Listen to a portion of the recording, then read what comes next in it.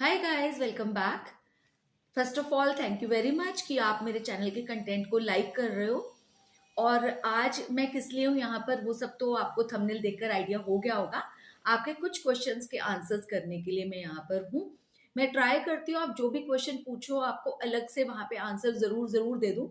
लेकिन कुछ ऐसे क्वेश्चन है जो बहुत लोग पूछ रहे हैं। मैंने काफी लोगों को आंसर कर भी दिया है वहां पर। लेकिन मैं अब आज बना रही हूँ एक Q&A सेशन, और जिसमें मैं ट्राई करूंगी आपके कुछ क्वेश्चंस को लेने की, और ऐसे क्वेश्चंस को लेने की जो ज्यादातर लोगों के मन में रहते हैं जब वो गार्डनिंग करते हैं।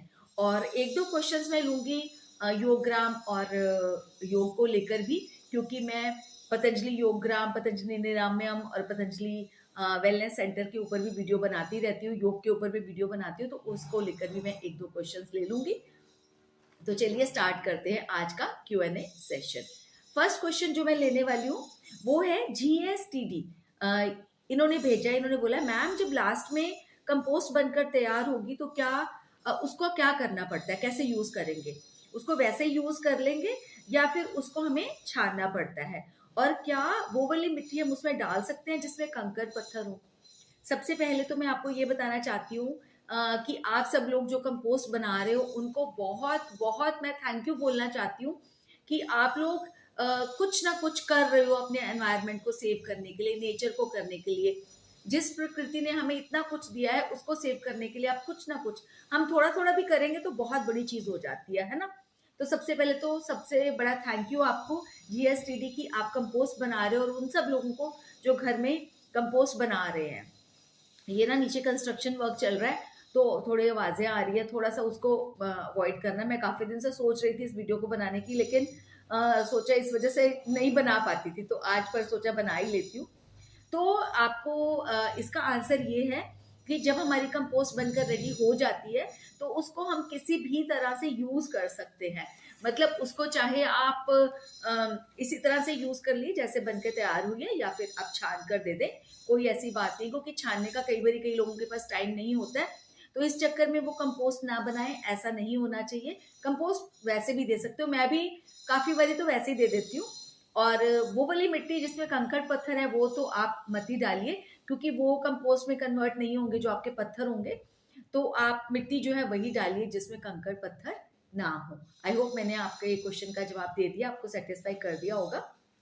और एक और क्वेश्चन है जो काफी बार आता है, वो है बैंगन के पौधे कैसे लगाए जाते हैं। तो बैंगन के पौधे आप बीज से भी लगा सकते हैं, और बैंगन के पौधे जो है आप अगर चाहते हो कि बैंगन आपके पास आए और जल्दी आ जाए तो आप मार्केट से नर्सरी से जो है उसकी पौध भी ला सकते हैं। तो पौध जो आप ले आएंगे लगाएंगे तो वो जो टाइम पौध बनने में लगना था अराउंड 1 महीने का, वो आपका जो है कम हो जाएगा और आपको बैंगन जो है जल्दी मिल जाएंगे। तो आप बीज से भी लगा सकते हो बैंगन के पौधे, और पौध से भी अपने घर में जो है बैंगन अपने लिए लगा सकते हो। नेक्स्ट क्वेश्चन है कौशिक शाह जी का। ये कह रहे हैं कि मैं मतलब कौन सा फर्टिलाइजर यूज करती हूँ, वो मुझे पूछ रहे हैं कि मैम आप कौन सा फर्टिलाइजर यूज करते हो। मैं अलग अलग तरह के फर्टिलाइजर्स यूज करती हूँ, जैसे कि बनाना पील्स फर्टिलाइजर यूज करती हूँ, और वर्मी कंपोस्ट यूज करती हूँ एज ए फर्टिलाइजर, और एज ए पेस्टिसाइड यूज करती हूँ, वो भी एज ए फर्टिलाइजर भी काम करते हैं। जैसे कि अनियन पील फर्टिलाइजर और नीम के पत्तों का पानी जो मैं देती हूँ उसमें मैं मिलाती हूँ एलोवेरा, और साथ में मिलाती हूँ लहसुन, अदरक, हल्दी, और साथ में हल्दी का पानी भी कई बार मैं दे देती हूँ। ऐसे ही मैं सारी वीडियोस जो है मेरे चैनल पर है, आप देखिएगा तो आपको पूरा आइडिया हो जाएगा। जो नीम के पत्तों का पानी है वो इंग्लिश में अभी वीडियो, हिंदी में मैं उसको शूट कर लिया है और जल्दी ही जो मेरे चैनल पर आ जाएगी। तो फर्टिलाइजर देने का अगर आपके पास टाइम नहीं है कोई भी, तो मैं आपको बताना चाहूंगी वर्मी कंपोस्ट, जैसे घर पे बनी हुई जो खाद है वो तो खैर मैं देती ही देती हूँ, क्योंकि आप सबने देखा कि मैं घरों में खाद बनाती हूँ, तो वो मैं देती हूँ अपने पौधों को। अगर आपके पास घर में खाद बनाने का टाइम बिल्कुल भी नहीं है, वैसे तो मैं चाहूंगी कि आप बनाएं, अगर नहीं है तो सिर्फ वर्मी कंपोस्ट से भी आप अपने पौधों को हरा भरा रख सकते हैं। क्योंकि वर्मी कंपोस्ट एक ऐसी चीज है जो एज ए फर्टिलाइजर भी काम करती है और एज ए पेस्टिसाइड भी काम करती है। और साथ साथ कभी कभी जैसे महीने में एक आध बार आप नीम के पत्तों का पानी दे दें या प्याज के छिलकों का पानी दे दें, तो उससे भी जो है कीड़े लगने से बच जाएंगे आपके पौधे। और वर्मी कंपोस्ट जो है आपके पौधों को हरा भरा रखने में हेल्प करेगी, और साथ ही कीड़ों से भी बचाएगी आपके पौधों को। नेक्स्ट क्वेश्चन है जो कि काफी ज्यादा आता है ये भी, कि मेरे इस पौधे में कीड़ा लग गया या मेरे उस पौधे में कीड़ा लग गया है, तो मैं क्या करूं। एक बात बताना चाहती हूँ मैं आपको कि जब हम घर में नेचुरल फार्मिंग कर रहे होते हैं, ऑर्गेनिक जो है गार्डनिंग कर रहे होते हैं, तो उसमें क्या होता है, हमें पहले ही ट्राई करना होता है कि हमारे पौधों को कीड़ा ना लगे। तो इसीलिए स्टार्टिंग से ही हमें समय समय पर जो है अलग अलग तरह के पेस्टिसाइड्स का यूज करना चाहिए, जो कि पौधों को कीड़ा लगने से बचाता है। लेकिन फिर भी अगर कीड़ा लग गया है तो हम उसमें वही जो मैंने आपको पिछले क्वेश्चन में बताया है, वही वाले कि प्याज के छिलकों का पानी, नीम के पत्तों का पानी, ये सब देकर हम ट्राई कर सकते हैं। हल्दी का पानी जो है वो ट्राई कर सकते हैं देकर, या फिर हम जो आपका लहसुन है उसको कूट कर और उसको बॉईल करके और उसका पानी भी जो है हम ठंडा करके पौधों को दे सकते हैं और ट्राई कर सकते हैं कि वो कीड़े मर जाए। बट ट्राई करिए पहले ही कि कीड़े ना ही लगे। मिट्टी को अच्छा रखेंगे, मिट्टी को जो हल्की रखेंगे और उसमें कंपोस्ट अपने घर की वर्मी कंपोस्ट या फिर गोबर की खाद देते रहेंगे, तो उससे भी जो है कीड़ा लगने से बचाती है वो मिट्टी हमारे पौधों को। तो मिट्टी भी अच्छी होनी चाहिए और उसके बाद भी हमें थोड़ा ध्यान रखना पड़ता है। अगला क्वेश्चन जो है वो मैं ले रही हूँ अफशा खान। अफशा खान जी ने लिखा है कि मुझे एलोवेरा बहुत पसंद है, पर मेरा एलोवेरा का पौधा जल्दी जल्दी बड़ा नहीं होता है और उसमें वो छोटे छोटे जो है बेबी प्लांट्स भी नहीं आते हैं, तो मैं क्या करूं कि उसमें बेबी प्लांट्स भी उगे। तो मैं अफशा खान जी आपको बताना चाहती हूँ इसमें कि आप जो है अपने उसमें जो मिट्टी है अपनी उसको उपजाऊ बनाएं, उसमें कंपोस्ट मतलब गोबर की खाद या फिर वर्मी कंपोस्ट देते रहें, और ताकि वो मिट्टी जो है वो हल्की हो, भुरभुरी हो, तो सॉफ्ट हो। और साथ में जो है और भी जो फर्टिलाइजर है जैसे कि बनाना पील फर्टिलाइजर है, इस तरह के फर्टिलाइजर्स देते रहें। और अगर नहीं टाइम है बिल्कुल भी, तो सिर्फ वर्मी कंपोस्ट या फिर कंपोस्ट या गोबर की खाद, तीनों में से कोई भी जो है अपनी मिट्टी में दें। जब स्टार्टिंग में आप लगाएं तो 30% तक आप कंपोस्ट का यूज कर सकते हैं, ताकि आपकी मिट्टी जो है वो अच्छी बने। और उससे क्या होगा, एलोवेरा का पौधा जब आपका एक बार ही बढ़ेगा ना, तो फिर बढ़ता ही रहेगा और आप हैरान हो जाओगे देखकर कि इतने सारे छोटे छोटे पौधे इसमें कैसे उगाए हैं। जैसे कि मैं आपको दिखाती हूँ अपने एलोवेरा के पौधे कि एक से दूसरा बनाया, तो पहले वाले में भी और बेबी प्लांट आ गए और दूसरे वाले में भी खूब सारे बेबी प्लांट्स आ चुके हैं। तो इस तरह से आप भी जब करेंगे तो जरूर जरूर आपके घर में एलोवेरा का पौधा भी बड़ा होगा और उसमें से बेबी प्लांट्स भी जरूर निकलेंगे। अगला क्वेश्चन है, ये है राधा जी का। वो कह रहे हैं कि मैं कैसे उगाती हूँ अपने घर में सब्जियां। तो वो कह रहे हैं कि 3 बार उन्होंने पालक उगाई और भी सब्जियां उगाई हैं, तो वो होती ही नहीं है। तो उसके लिए मैं ये कहना चाहती हूँ राधा जी, पालक एक ऐसी चीज है जो आप अपने घर पर अगर उन बीजों को डालेंगे तो वो अ, हो ही जाएगी, चाहे मिट्टी भी आपकी किसी भी तरह की हो। थोड़ी ज्यादा बड़े बड़े पत्ते नहीं होंगे या कुछ भी होगा, लेकिन हो ही जाएगी। अगर बिल्कुल भी पालक नहीं उग रही है, क्योंकि पालक मैं ऐसा सोचती हूँ कि पालक ऐसी चीज है कि जैसे बोलते हैं ना कि आग में अगर हम हाथ डालेंगे तो वो जलेगा ही जलेगा, तो ऐसे मुझे लगता है कि पालक अगर हम अपने घर में लगाएंगे तो वो लगेगी ही लगेगी। तो हो सकता है कि जो आपके बीज हैं वो अच्छे ना हो, है ना। अगर बीज आपके अच्छे नहीं है, बीज बिल्कुल भी अच्छे नहीं होंगे, तभी पालक नहीं उगी है, नहीं तो आपके घर में पालक जरूर जरूर उग जाती। और मेरे को नहीं लगता कि पालक ना उगने का कोई कारण होगा। वैसे अगर आप अपनी मिट्टी में कंपोस्ट मतलब खाद या फिर वर्मी कंपोस्ट नहीं देती हैं, गोबर से बनी हुई खाद, घर से बनी हुई खाद या फिर वर्मी कंपोस्ट, कुछ ना कुछ जरूर दें उस मिट्टी को, ताकि मिट्टी हल्की रहे और आपकी सारी सब्जियां अच्छे से उगे। और जो मैंने पिछले क्वेश्चंस में बताया है कि तरह तरह के फर्टिलाइजर्स और पेस्टिसाइड्स आप यूज करें, नहीं कर पाती हैं, तो वर्मी कंपोस्ट जो है वो दें अपनी मिट्टी में, और ताकि आपकी सब्जियां अच्छी हों। बीज आप चेंज करके देख लीजिए, हो सकता है कि बीजों में ही कोई कमी हो। बाकी आपने तो एफर्ट बहुत किए हैं, बट हिम्मत नहीं हारनी है बिल्कुल भी, क्योंकि जब हम घर में करते हैं ना गार्डनिंग, टेरेस गार्डनिंग करते हैं या जैसे गमलों में सब्जियां उगाते हैं हम, तो कई बारी हमें ऐसे होता है कि फेल्योर भी मिलता है, हमें असफलता भी मिलती है। तो जरूरी नहीं है कि हम हर बार सफल हो, लेकिन एक बार जब सफलता मिलनी शुरू हो जाती है तो फिर वो मिलती ही है। फिर बहुत कम बारी होता है कि हम असफल होते हैं, क्योंकि एक तो हमें एक्सपीरियंस भी हो जाता है और दूसरी बात ये होती है कि हमारी मिट्टी भी धीरे धीरे जो है वो अच्छी होती जाती है, उपजाऊ होती जाती है। तो आप ट्राई करें दोबारा से, बिल्कुल हिम्मत ना हारें कि अच्छी नहीं होती है, ज़रूर अगर आपको शौक है, और मैं तो चाहती हूँ कि सब लोग ऑर्गेनिक वेजिटेबल्स घर में जितनी भी लगा सकते हैं लगाएं, तो आप भी लगाइए और ज़रूर जो है आपकी सब्जियां अच्छे से होंगी।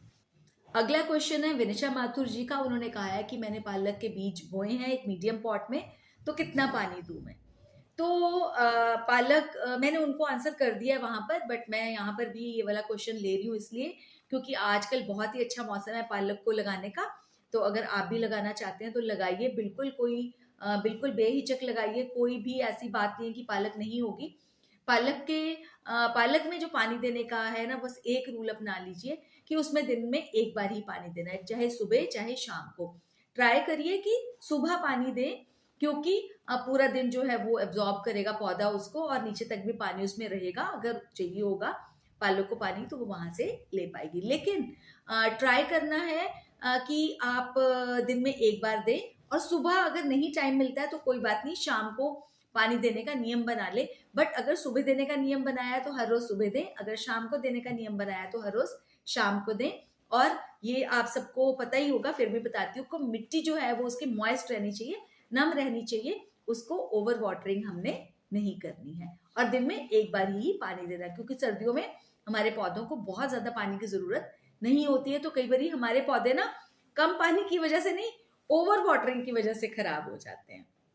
और एक क्वेश्चन जो आता है बार बार, भी मैं पतंजलि का एक क्वेश्चन ले रही हूँ, क्योंकि मैं पतंजलि योगराम, पतंजलि निरामयम वेलनेस सेंटर पे वीडियोस डालती रहती हूँ, जानकारी देती रहती हूँ उसके बारे में।